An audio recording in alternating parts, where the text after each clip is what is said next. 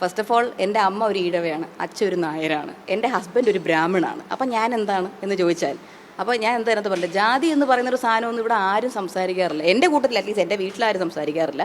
ഇവരത് സംസാരിക്കുന്നുണ്ടോ എന്ന് എനിക്കറിയില്ല. ഇവരെന്നെ വേറെ എന്തെങ്കിലും കണ്ടുകൊണ്ടാണോ ജാതി പ്രകാരം കണ്ടുകൊണ്ടിരുന്നത് എനിക്കറിയില്ല, ഞാൻ ചോദിച്ചിട്ടില്ല. കാത്തു നിൽക്കുന്ന ഒരു ഭാവം ഇവർക്കുണ്ട് എന്നുള്ളത് ഒരുപാട് കസ്റ്റമേഴ്സ് പറഞ്ഞിട്ടുണ്ട്. അപ്പം ഞാൻ ഒരു 100 പേര് പറയുന്ന കേട്ടിട്ട് അവസാനം ഞാൻ ഇവരോട് ചോദിച്ചെന്നുള്ളത് ശരി തന്നെയാണ്. എടോ, എന്താണ് നിങ്ങൾ കസ്റ്റമേഴ്സിനോട് ഇങ്ങനെ പെരുമാറുന്നത്? കാരണം നിങ്ങളെക്കുറിച്ചാണ് ഗൂഗിൾ റിവ്യൂവിൽ വരെ വരുന്നത് കസ്റ്റമർ സർവീസ് മോശം. ബിക്കോസ് ഞാൻ കസ്റ്റമറായിട്ട് ഡയറക്റ്റായിട്ട് സംസാരിക്കുന്നില്ല. അപ്പോൾ ഈ കസ്റ്റമർ സർവീസ് എന്ന് ഉദ്ദേശിക്കുന്നത് എന്നെ അല്ല എന്നുള്ളത് എനിക്ക് പിടികിട്ടും.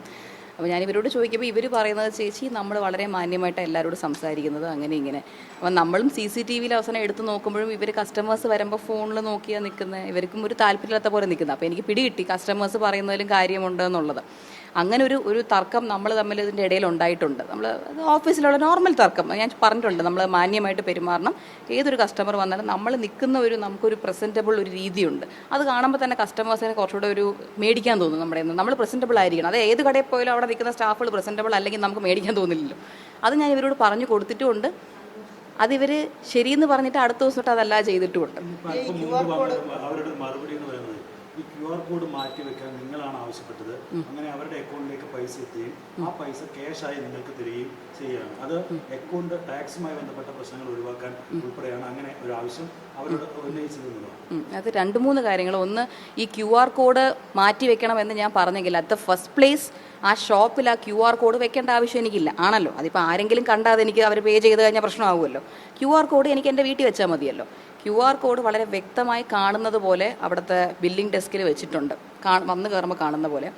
ഇവർ ഫസ്റ്റ് രാവിലെ ചെന്ന് ചെയ്യുന്ന എന്താണെന്ന് പറഞ്ഞു കഴിഞ്ഞാൽ, കസ്റ്റമേഴ്സിൻ്റെ രജിസ്റ്ററൊക്കെ എടുക്കാൻ ഞാൻ പറഞ്ഞു. അവർ വരുന്നവരുടെ പേരും കോൺടാക്ട് നമ്പർ. ബിക്കോസ് നമുക്ക് നല്ല നല്ല പ്രീമിയം കസ്റ്റമേഴ്സിനെ നോട്ട് ചെയ്ത് വെക്കാനായിട്ട് ഞാൻ പറഞ്ഞിട്ടുണ്ടായിരുന്നു. ഇവർ ഫസ്റ്റ് വന്ന് കയറുന്നത്, ഇപ്പോൾ ഇതൊരു QR കോഡാണ് എന്നുണ്ടെങ്കിൽ ഈ ഒരു രജിസ്റ്റർ ബുക്കിന് അവർ ആദ്യം എടുക്കുന്നു, ഈ QR കോഡിനെ ഇതിൻ്റെ അടിയിലാക്കുന്നു. അതാണ് അവർ ചെയ്തുകൊണ്ടിരുന്നത്. QR കോഡ് ഇതിൻ്റെ അടിയിലാക്കുകയാണ് അവർ ചെയ്തുകൊണ്ടിരുന്നത്. അത് നമുക്ക് വ്യക്തമായി നിങ്ങൾ കാണുന്നുണ്ടെന്ന് തോന്നുന്നു. CCTV ഫുട്ടേജിനകത്തുണ്ട്. നമ്മളെല്ലാം പോലീസ് സ്റ്റേഷനിൽ കൊടുത്തിട്ടുണ്ട്. QR കോഡ് ഫസ്റ്റ് ഇവർ അടിയിലോട്ട് എടുത്ത് വെക്കും. ഓക്കെ, എന്നിട്ട് at the end of the day എല്ലാ ദിവസവും ഇവർ ക്യാഷ് വിഡ്രോ ചെയ്ത് എനിക്ക് തന്നുകൊണ്ടിരുന്നു എന്നവർ ലൈവിൽ പറഞ്ഞല്ലോ. ഇപ്പോൾ നിങ്ങളെല്ലാവരും കേട്ടതാണല്ലോ. എല്ലാ ദിവസവും അവർ തന്നുകൊണ്ടിരുന്നെങ്കിൽ എല്ലാ ദിവസവും ഇവർക്ക് ഈ ഗൂഗിൾ പേയിൽ വന്നത് വിഡ്രോ ചെയ്യണമല്ലോ. വിഡ്രോ ചെയ്താൽ ATM കയറി വിഡ്രോ ചെയ്യാതെ ഇവരുടെ വീട്ടിലിരിക്കുന്ന പണം എടുത്ത് എനിക്ക് തരാൻ പറ്റില്ലല്ലോ. അപ്പോൾ വിഡ്രോ ചെയ്യുന്നതിൻ്റെ തെളിവ് എവിടെ? ഓക്കെ, ഇവർ ഏത് ATM നിന്ന് വിഡ്രോ ചെയ്തു? ഇവർ SBI ബാങ്ക് ആണെന്നാണ് അന്ന് ഇവർ പറഞ്ഞത്. അപ്പോൾ SBIയുടെ ATM ഏതെങ്കിലും ATM ഇവർ കയറി എടുക്കണമല്ലോ. ആ ATMലെ CCTV ഫുട്ടേജ് എവിടെ? എല്ലാ ദിവസവും ഇവർ എനിക്ക് വേണ്ടി മറ്റേ സ്വിഗ്ഗി ജീനി ഇവർ തന്നു വിടുന്നു എന്നല്ലേ പറഞ്ഞത്. ഇവരുടെ ഫോണിൽ നിന്ന് ബുക്ക് ചെയ്ത സ്വിഗ്ഗി ജീനികളുടെ തെളിവ് അതെനിക്ക് വേണം. രണ്ടാമത്, ഇവർ പാക്ക് ചെയ്ത് എനിക്ക് പണം തരുന്നതിൻ്റെ തെളിവ്. മൂന്നാമത്, ഇവർ ഏത് ATM കയറി മേടിച്ചു അല്ലെങ്കിൽ വിഡ്രോ ചെയ്തു എന്നുള്ളതിൻ്റെ CCTV ഫുട്ടേജ്. ഇത് 3ഉം അവർ പ്രൊവൈഡ് ചെയ്യട്ടെ, നമുക്കപ്പോൾ സംസാരിക്കാം. അവർ പറയുന്നത് നിങ്ങളുടെ സ്കാനർ മാറ്റി വെച്ചു എന്നുള്ളത് അത് അവരോട് നിങ്ങൾ ആവശ്യപ്പെട്ട പ്രകാരം മാറ്റി വെച്ചു എന്നുള്ളതാണ്. അതെ, അത് അക്കൗണ്ടിലേക്ക് പൈസ വരികയും നിങ്ങളുടെ അക്കൗണ്ടിലേക്ക് വരാതിരിക്കുകയും ആദ്യം ക്യാഷായി നിങ്ങളുടെ തരികയും അതായത് നിങ്ങളുടെ അക്കൗണ്ടിലേക്ക് വന്നാലുണ്ടാകുന്ന ടാക്സ് പ്രോബ്ലംസ് ഒക്കെ ഒഴിവാക്കാൻ വേണ്ടി അങ്ങനെ ചെയ്യുന്നതാണ് അവരുടെ. ഫസ്റ്റ് ഓഫ് ഓൾ ഒരു GST എന്ന് പറയുന്ന ഒരു സാധനമോ അല്ലെങ്കിൽ ഒരു ടാക്സ് എന്താണെന്നുള്ളതോ ഇവർക്ക് അറിയാൻ വഴിയില്ല. കാര്യം ഇവരത് അടയ്ക്കുന്നവരാണെന്ന് എനിക്ക് തോന്നുന്നില്ല. അപ്പോൾ ഇത് പറഞ്ഞു കൊടുത്തത് ആരോ തത്ത പറയുന്ന പോലെ പറഞ്ഞേക്കുന്നത്, ആര് പറഞ്ഞു കൊടുത്തെന്ന് എനിക്കറിയില്ല. ബട്ട് ഞാൻ പൈസ ഇവരോട് എടുത്തുകൊണ്ട് വരാൻ പറഞ്ഞു എന്ന് തന്നെ ഇരിക്കട്ടെ. ഓക്കെ, എല്ലാ ദിവസവും ഇതുപോലെ എനിക്ക് ടാക്സ് വെട്ടിക്കണം, നിങ്ങൾ പണം എടുത്ത് കൊണ്ട് തരണം എന്ന് ഞാൻ പറഞ്ഞു എന്ന് തന്നെ ഇരിക്കട്ടെ. അതിൻ്റെ എന്തെങ്കിലും ഒരു കോൾ, ഇവർക്ക് ഇപ്പോൾ സൈബറിൽ കേസ് കൊടുത്ത കോൾ റെക്കോർഡിങ്സ് കിട്ടുമല്ലോ, കോളോ വാട്സാപ്പ് മെസ്സേജോ എൻ്റെ ഒരു വോയിസ് നോട്ടോ, അറ്റ്ലീസ്റ്റ് ഒരു വോയിസ് നോട്ടെങ്കിലും തെളിവ് സഹിതം നിങ്ങളുടെ മുമ്പിൽ കാണിക്കാൻ പറയുക. ഫസ്റ്റ് ഓഫ് ഓൾ എൻ്റെ അമ്മ ഒരു ഈഴവയാണ്, അച്ഛൻ ഒരു നായരാണ്, എൻ്റെ ഹസ്ബൻഡ് ഒരു ബ്രാഹ്മണാണ്. അപ്പം ഞാൻ എന്താണ് എന്ന് ചോദിച്ചാൽ, അപ്പോൾ ഞാൻ എന്താണെന്ന് പറഞ്ഞില്ല, ജാതി എന്ന് പറയുന്നൊരു സാധനമൊന്നും ഇവിടെ ആരും സംസാരിക്കാറില്ല. എൻ്റെ കൂട്ടത്തിൽ അറ്റ്ലീസ്റ്റ് എൻ്റെ വീട്ടിലാരും സംസാരിക്കാറില്ല. ഇവരത് സംസാരിക്കുന്നുണ്ടോ എന്ന് എനിക്കറിയില്ല. ഇവരെന്നെ വേറെ എന്തെങ്കിലും കണ്ടുകൊണ്ടാണോ ജാതി പ്രകാരം കണ്ടുകൊണ്ടിരുന്നത് എനിക്കറിയില്ല, ഞാൻ ചോദിച്ചിട്ടില്ല. പോലീസിന്റെ ഭാഗത്ത് ഇതിലൊരു ഇടപെടൽ ഉണ്ടായിട്ടുണ്ട്. പോലീസ് പരാതി നിങ്ങൾ കൊടുക്കുമ്പോഴും പോലീസ് ഇപ്പോൾ ദിയയുടെ അച്ഛനെതിരെ കേസെടുക്കുന്നതും ചാർജ് ഷീറ്റ് തയ്യാറാക്കുന്നതൊക്കെ ഒരു കണ്ണിങ് ആയിട്ടുള്ള ഏതെങ്കിലും ഒരു അജണ്ടയുടെ ഭാഗമായിട്ട് നടപ്പിലാക്കുന്ന അങ്ങനെ അത് എനിക്ക് പറയാൻ പറ്റില്ല. കാരണം ഞാൻ പോലീസ് സ്റ്റേഷനിൽ പോയിട്ടില്ല. ഞാൻ പ്രഗ്നൻ്റ് ആയതുകൊണ്ട് എൻ്റെ അടുത്ത് അത്രയും സ്ട്രെസ് എടുക്കേണ്ടെന്ന് ഡോക്ടർ എന്നെ പറഞ്ഞുകൊണ്ട് എൻ്റെ ലാസ്റ്റ് മന്താണ്, 8th മന്തായി ഞാൻ. അപ്പോൾ എൻ്റെ അടുത്ത് പറഞ്ഞേക്കുന്നത് ഈ സ്ട്രെസ്സിലും ദിയ പോകരുതെന്ന് പറഞ്ഞിട്ടുള്ളതുകൊണ്ട് തന്നെ അച്ഛനും സന്തോഷങ്ങളുമാണ് ഡയറക്റ്റായിട്ട് പോയി ഇതൊക്കെ ഡീൽ ചെയ്തത്.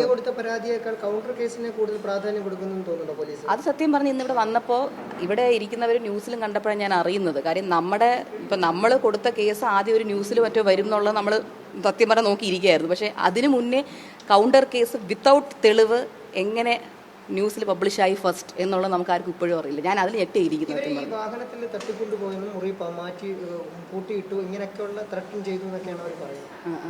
വണ്ടിയിൽ ഫസ്റ്റ് ഓഫ് ഓൾ തട്ടിക്കൊണ്ട് പോകേണ്ട ആവശ്യം വന്നില്ല. കാര്യം ഇവരിരുന്നത് എൻ്റെ ചേച്ചിയുടെ കൂടെ ഉള്ള കാറിലാണ്. അപ്പോൾ എൻ്റെ ചേച്ചി കാറിൽ കയറിയതിൻ്റെ കൂടെ തന്നെ ഇവരും കയറിയത്. കാരണം ഇവരവിടെ നമ്മൾ എവിടെ വിളിക്കുന്നോ അവിടെ വരാൻ റെഡിയായിരുന്നു.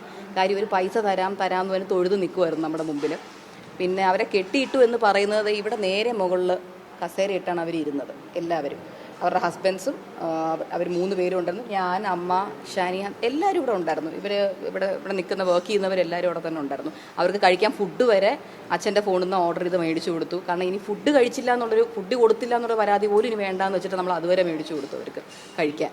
അച്ഛൻ്റെ രാഷ്ട്രീയത്തെ ഇതിൽ ദുരുപയോഗം ചെയ്യുന്നുണ്ടെന്ന് തോന്നുന്നുണ്ട്. അച്ഛൻ്റെ രാഷ്ട്രീയ പ്രവർത്തനത്തെ ഇതിൽ ബോധപൂർവം വലിച്ചഴിക്കാനോ അല്ലെങ്കിൽ ആ തരത്തിലൊരു റിട്ടേണിംഗ് നടത്താനോ ശ്രമിക്കുന്നുണ്ടെന്ന് തോന്നുന്നുണ്ട്. ബേസിക്കലി രാഷ്ട്രീയപരമായി ഞാൻ കമൻസ് പറയുന്നത് ശരിയല്ല. കാര്യം എനിക്ക് പൊതുവേ എൻ്റെ അച്ഛൻ ഏത് രാഷ്ട്രീയത്തിലുള്ള ആളാണെന്ന് എനിക്കറിയാം. അല്ലാതെ ഞാൻ ഒരു പാർട്ടിയെ പറ്റിയോ രാഷ്ട്രീയത്തിനെ പറ്റിയോ ഞാൻ പറയുന്നത് ശരിയല്ല. ബിക്കോസ് എനിക്ക് അതിനെക്കുറിച്ച് അറിവില്ലാത്ത കാര്യം ഞാൻ പറഞ്ഞാൽ അത് അടുത്തൊരു ബ്ലണ്ടറായി മാറി. എനിക്ക് അവരെ പോലെ പറഞ്ഞു തന്ന പോലെ പറഞ്ഞു തരാനോ പഠിപ്പിക്കാനോ ഇവിടെ ആരും ഇല്ലായിരുന്നു. അതുകൊണ്ട് അല്ല, അതാരും ഉണ്ട്. കാര്യം അന്ന് ഇവിടെ വന്നപ്പോൾ ഈ 3 കുട്ടികളെ നമ്മൾ കണ്ടതല്ലേ. ഇവരെ ഞാൻ 1 വർഷമായിട്ട് കാണുക. ഇവർക്ക് ഇങ്ങനെ ഇവർ ഇത്രയും സംസാരിക്കുന്നവരാണെന്ന് എനിക്കറിയില്ലായിരുന്നു. അതിന് ഇത്രയും വ്യക്തമായി 3 പേരും ഒരേ സ്റ്റേറ്റ്മെൻറ്റ് പറയുന്നതെങ്കിൽ അതാരോ പറഞ്ഞു കൊടുത്തായിട്ട് തന്നെയാണ് ഫീൽ ചെയ്യുന്നത്. എന്തെങ്കിലും ഗൂഢാലോചന നടക്കുന്നതായി തോന്നുന്നുണ്ടോ? ഉണ്ടാവാം, എനിക്കറിയില്ല. ഈ പിള്ളേരായതുകൊണ്ട് പറയാൻ പറ്റില്ല.